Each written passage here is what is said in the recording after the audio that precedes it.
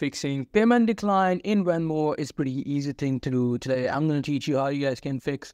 You just keep the payment is just keep on declining and you want to fix it. So how can you do that? So let me tell you one thing. There could be several reasons. So the first reason is there could be transaction decline error due to insufficient funds. So make sure you have sufficient funds or enough fund that you can spend. Suppose you're buying a product of $15 and you have more than $15. Sometimes even you have $15 in your account and the product is of $15, you need to have a little bit of more amount. Suppose you want to buy shoes worth of $15, you need to have almost $16 to $17 just because it includes some of the taxes and cents that should be there.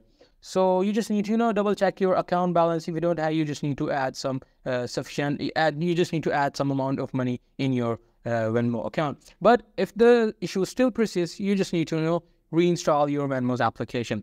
That could probably fix the issue. So that's pretty much it. That's how you guys can do it. Hope you guys find this video helpful.